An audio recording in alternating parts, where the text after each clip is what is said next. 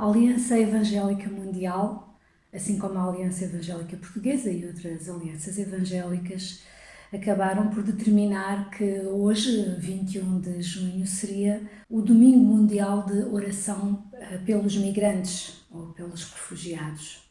Talvez porque não sei, mas talvez porque o Alto Comissariado das Nações Unidas para os Refugiados, desde 2001, instituiu que ontem, quer dizer, a 20 de junho, seria comemorado ou seria o Dia Mundial para os Refugiados e os Migrantes. Claro, o dia de 20 de junho é um dia muito importante, especialmente porque o Valério fez 50 anos, o meu marido.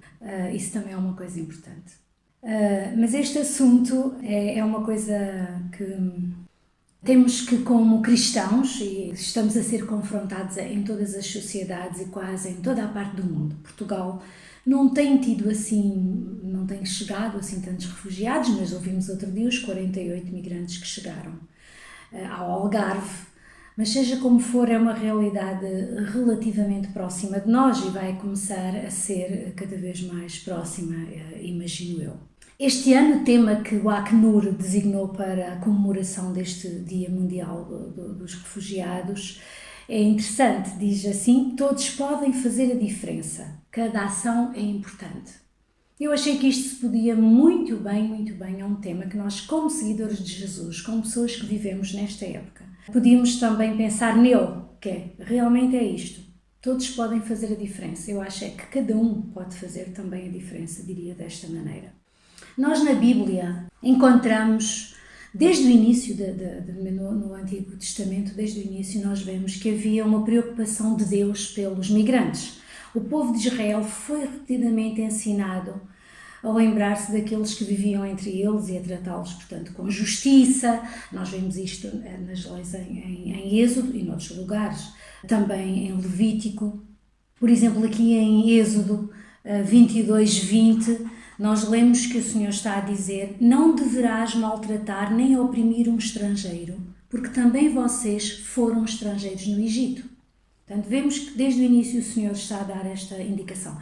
Porque Deus foi sempre muito preocupado com os que estão em vulnerabilidade. Ao contrário do que a maioria das pessoas pode pensar. Deus estava muito preocupado sempre esteve com aqueles que estão em especial vulnerabilidade. E os estrangeiros fazem parte desse grupo, dos que estão em especial vulnerabilidade. E Deus pensou neles e disse que devíamos também cuidar com especial atenção dessas pessoas. Se formos a Levítico, capítulo 19, e vemos no verso 9 e 10, nos dois versos, uma das instruções de Deus para o seu povo.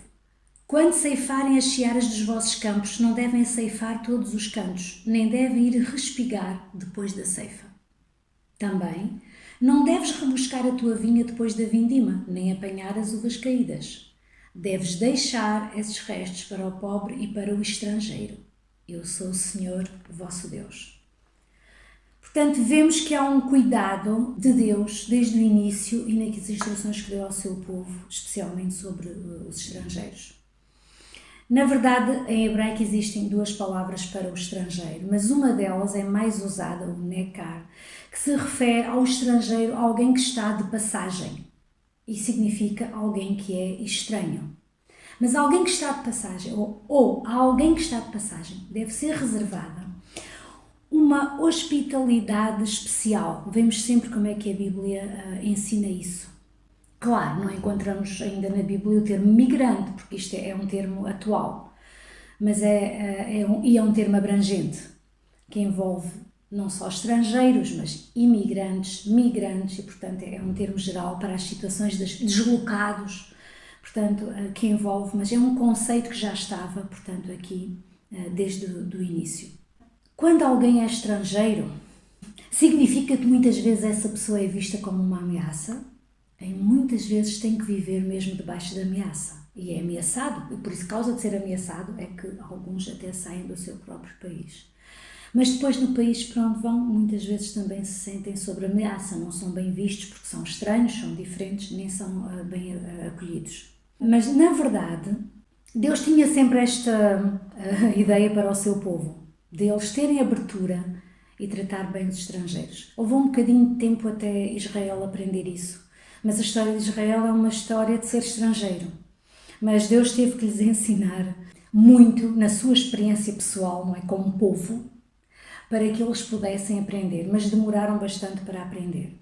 Mas, na verdade, o alvo de Deus, nós vemos nas Escrituras e vamos ler, mesmo aqui no capítulo 19 de Levítico, verso 34, vamos ver qual era o alvo de Deus, qual foi o alvo de Deus desde o início. Deves tratar esse estrangeiro e amá-lo como um dos teus, pois também vocês foram estrangeiros no Egito. Eu sou o Senhor vosso Deus. Então, não é só para acolher, é para amar. Aquilo que Deus mandou, que deu como mandamento, é para amar o estrangeiro, como se ele fosse natural da nossa terra. No caso aqui é tudo. Vocês devem tratar um estrangeiro como se ele fizesse parte do vosso povo. Estava a dizer isto ao povo eleito. E vemos, na verdade, que Deus sempre ensinou isto e esperava isto do seu povo, até de tal forma nós podemos perceber que quando vamos ver a genealogia do Senhor Jesus, há realmente estrangeiros e muitos que estão na sua genealogia. As avós, dito assim, do Senhor Jesus são mulheres e são estrangeiras, pelo menos umas 3 que estão lá mencionadas. Então vemos que na pedagogia de Deus, na maneira como Ele queria ensinar o seu povo, Ele sempre ensinou que não deveriam ser oprimidos os estrangeiros, porque eles também realmente também foram estrangeiros. E não é só não oprimir, deveriam ser acolhidos e amados de tal forma como se fossem do nosso povo, como se fossem dos nossos, dito assim. No Novo Testamento, os estrangeiros aparecem desde o início. Aliás, logo na vida de Jesus. Nós podemos ver o que é que aconteceu em Mateus. Eu sei que alguns conhecem, não é? Muito bem. O próprio Senhor Jesus, em Mateus, capítulo 2 e verso 13, depois de se terem ido embora, um anjo do Senhor apareceu a José num sonho e disse-lhe: levanta-te, toma o menino, mais a sua mãe, e foge com eles para o Egito, e deixa-te lá estar até que eu te diga, porque Herodes vai procurar a criança para a matar. A experiência do Senhor Jesus começa desde o início, ainda criança, bebê, a ter que fugir e ser estrangeiro, e neste caso até refugiado. Portanto, isto não é um assunto que pareça ser de sumenos. Isto é tudo o que tem a ver com a identidade de povo, teve a ver com a identidade do Senhor Jesus e tem a ver com a nossa própria identidade como cristãos e como seguidores e discípulos de Jesus Cristo. De tal forma que quando nós chegamos a Mateus 25 e o Senhor Jesus está a falar do juízo final, da história da salvação envolve esta questão de tratar os estrangeiros como Deus manda. Porque nós vemos aqui em Mateus 25, 35b, porque é sobre o juízo final, está o Senhor Jesus a falar várias coisas, e a uma certa altura, verso 35b diz: era peregrino e hospedaram-me. Então está aqui a falar que o Senhor vai separar aqueles que são as suas ovelhas, os seus discípulos, para um lado e os que não são para o outro.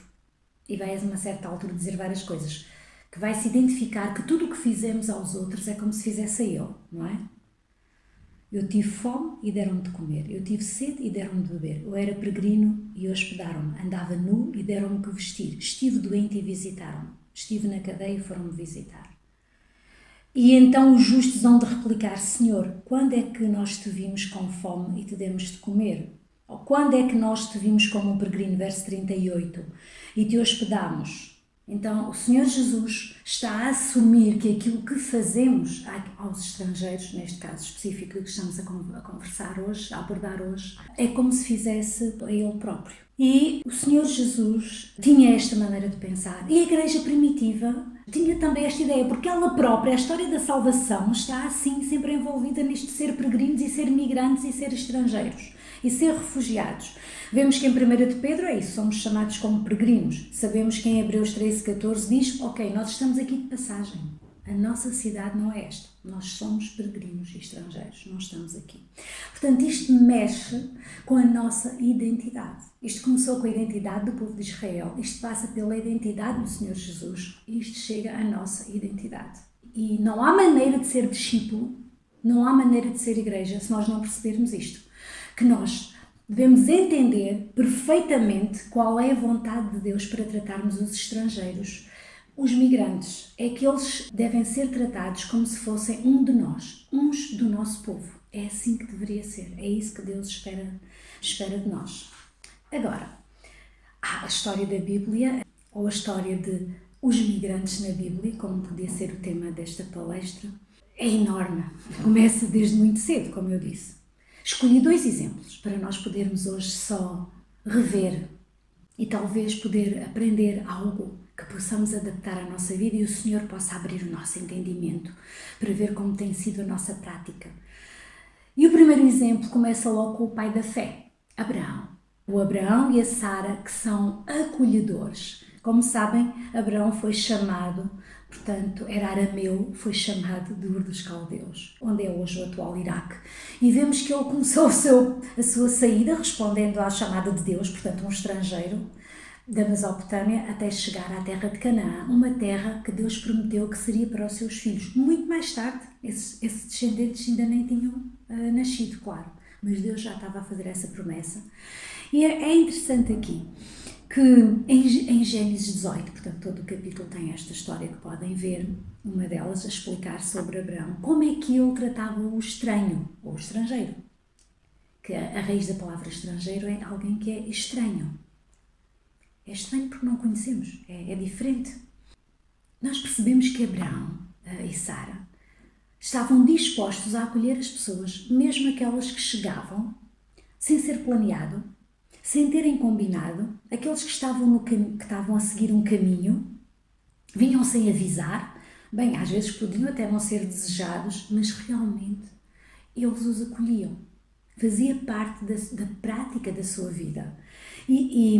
Bem, sabemos que o Abraão era seminómade, não era um pastor, era um homem rico, mas que era pastor, tinha os seus rebanhos e, portanto, movimentava-se no deserto e pousava perto das fontes, nas margens das fontes. Mas conseguimos perceber, na sua maneira de viver, que ele realmente cumpria aquilo que é chamado as 5 leis da tenda, o código da hospitalidade ou as 5 leis da tenda. Quais eram essas 5 leis da tenda? Manter a porta aberta, lavar os pés do hóspede, dar hospedagem, oferecer alimento, dar ajuda para prosseguir a viagem. Eu acho muito interessante isto, mesmo.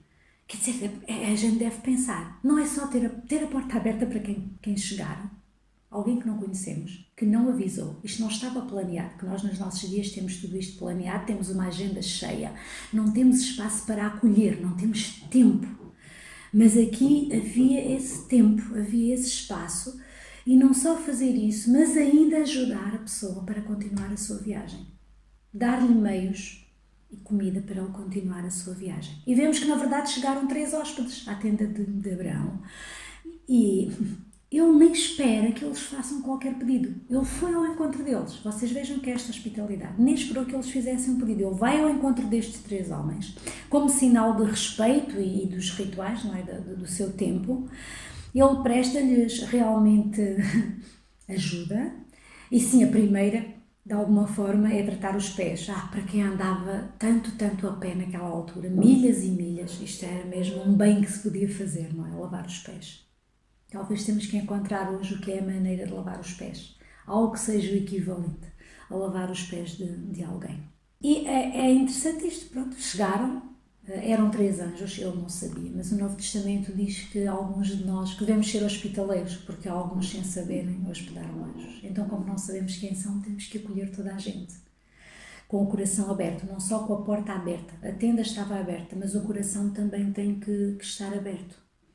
E vemos aqui, nesta atitude de Abraão, como um anfitrião, e mesmo de Sara, a sua esposa, mas vemos nesta atitude de Abraão alguém tão disponível. Aliás, vemos, esta hospitalidade era muito radical, isto a nós soa-nos estranho, eu acho, nos nossos dias. Mas vemos que havia disponibilidade, havia abertura, havia compromisso, dedicação a pessoas concretas. Ele gastou tempo. Ele ouviu, ele criou uma relação com aquelas pessoas, que não foi só de acolhê-los ou dar coisas, ou que às vezes até conseguimos fazer isto aqui, Às vezes não fazemos nada disto, nem temos disponibilidade, mas às vezes até temos. Pensamos na parte material, mas não dedicamos tempo à pessoa em si, não mostramos quanto ela é importante e devemos investir nisso. Então vemos que Abraão e Sara se revelaram muito cuidadosos com os estranhos e com os estrangeiros.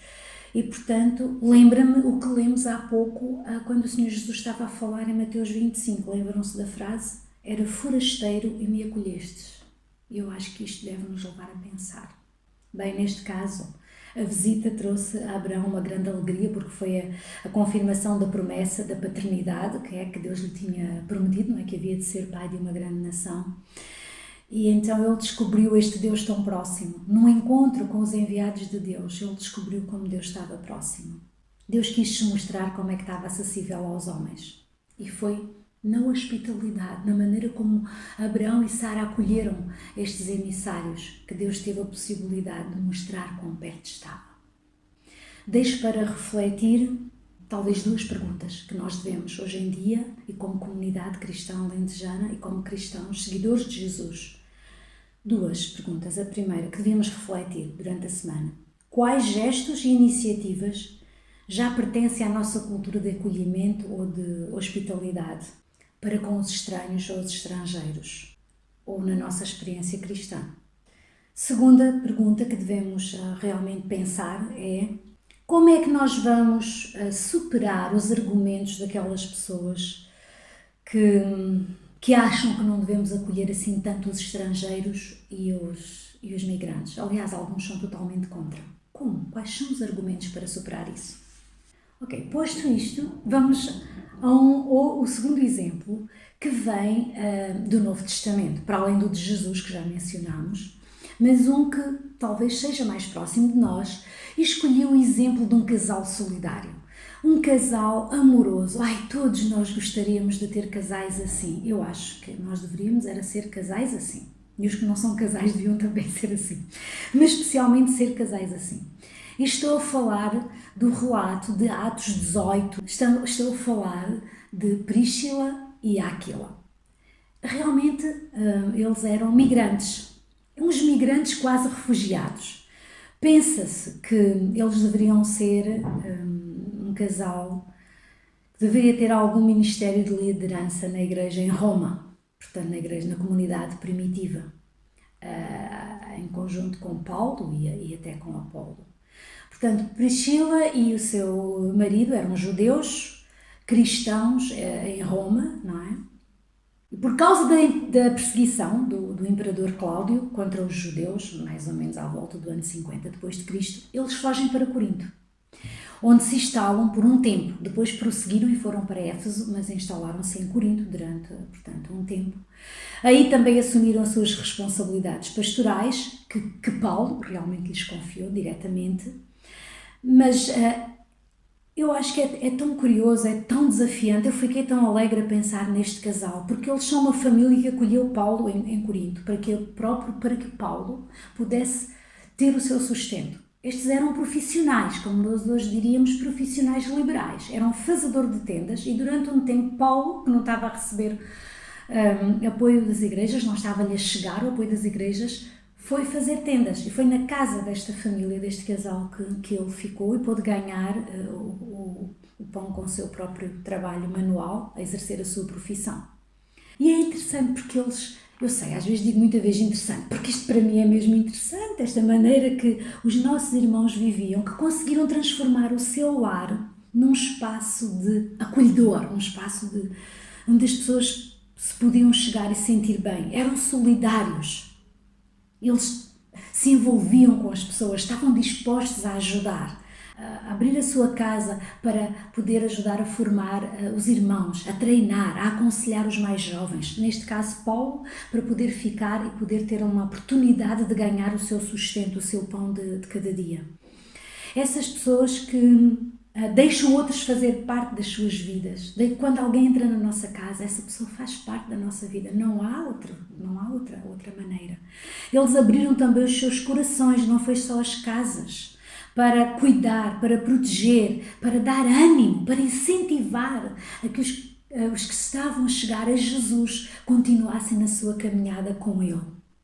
E eu acho que há um grande desafio aqui de Priscila e de Áquila para connosco, aquilo que podemos fazer hoje, homens e mulheres, a ter uma fé que é capaz de pôr as relações com as pessoas antes e acima de tudo, até das nossas práticas eclesiais, dos nossos rituais, às vezes dos nossos projetos institucionais, que fazemos grandes projetos e estamos tão preocupados teologicamente com eles, são feitos em gabinetes muitas vezes, bem longe dos contextos e da realidade local. Eles aqui estavam a abrir as suas casas e as suas vidas, e por isso é que eu vejo que esta vivência, esta solidariedade concreta na vida prática de abrirem as suas casas e as suas vidas, de terem esta disponibilidade para isso, esta grandeza de compreender o que é a identidade de ser cristão, que é também o de acolher, assim como Jesus nos acolheu, nós que fomos tão bem acolhidos, não podemos ser de outra maneira, ou então não seremos como Jesus. Se temos o ADN de Jesus, nós devemos ser assim. Eu gosto muito que as Escrituras realmente registaram esta especificidade deste casal, desta maneira que este casal teve de ser cristãos, de construir a igreja a partir do seu próprio lar.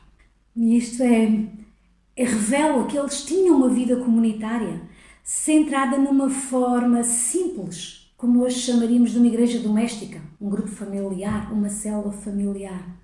Dentro da sua casa, ou dentro da casa de cada um de nós, como eles fizeram, nós podemos também convidar as pessoas. Quando estamos na nossa casa, nós temos mais liberdade para expressar a nossa fé. Podemos também ter mais criatividade e ter maneiras para realmente mostrar às pessoas o amor de Deus, aquele amor que nos motiva. Porque amamos tantas pessoas, independentemente de onde elas vêm, mesmo que sejam tão diferentes de nós, com hábitos tão diferentes de nós, com uma língua tão diferente da nossa.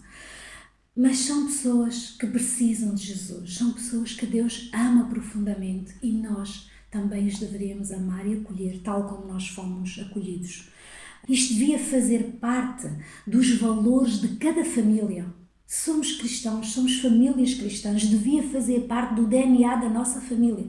A maneira como acolhemos as pessoas, como a nossa porta deve estar aberta, como a nossa casa deve estar aberta, como o nosso coração deve estar aberto, como a nossa vida deve estar aberta, a maneira como nós tratamos os estrangeiros especialmente, não vê-los como uma ameaça, mas vê-los como uma bênção. Porque quando há partilha, quando abrimos a nossa casa, quando somos hospitaleiros, nós somos sempre abençoados. Eu sei que nós estamos a abençoar, mas na verdade nós é que somos abençoados. Há sempre bênção quando fazemos isto, porque isto é algo que agrada ao coração de Deus. Há sempre bênção. E deixo com duas perguntas para pensarmos. Nós, comunidade, digo cristã, alentejana. Primeira, com que visão de comunidade ou de igreja abordamos nós ou vemos nós esta questão dos migrantes ou dos estrangeiros entre nós? E eles estão aí e vão chegar mais.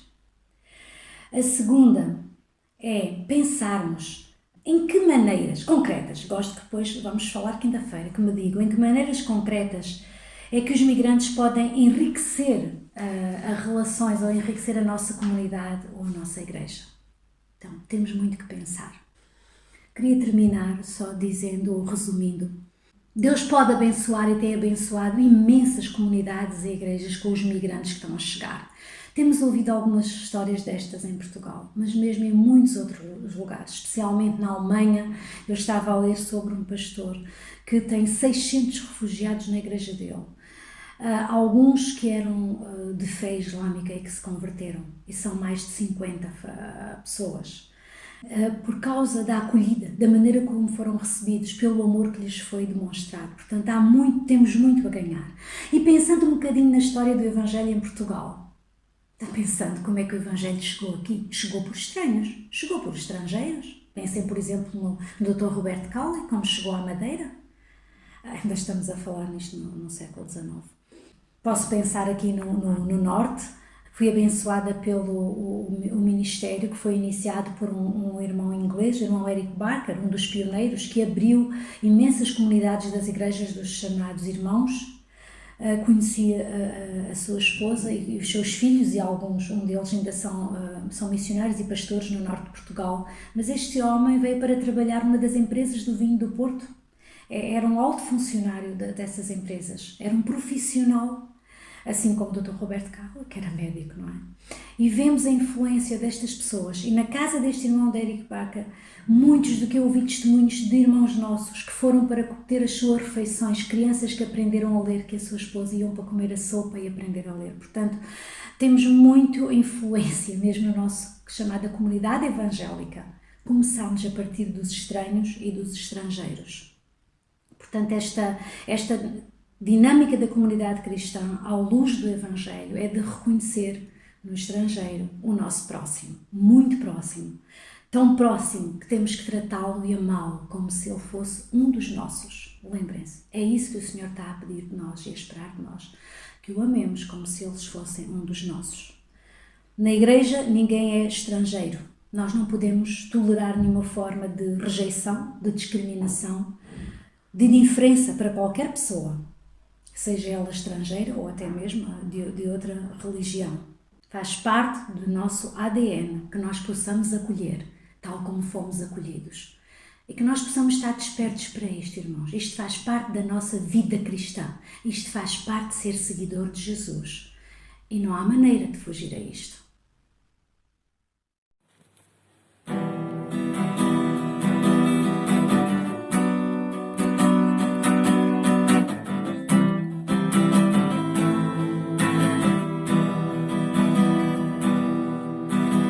Sei que fui pago um alto preço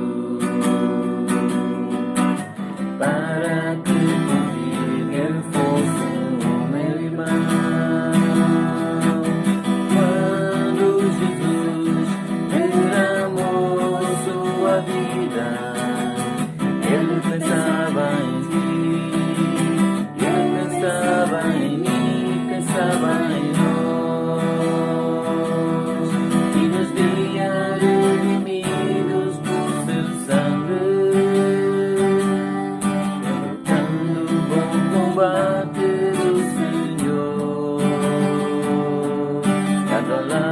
Trabalhando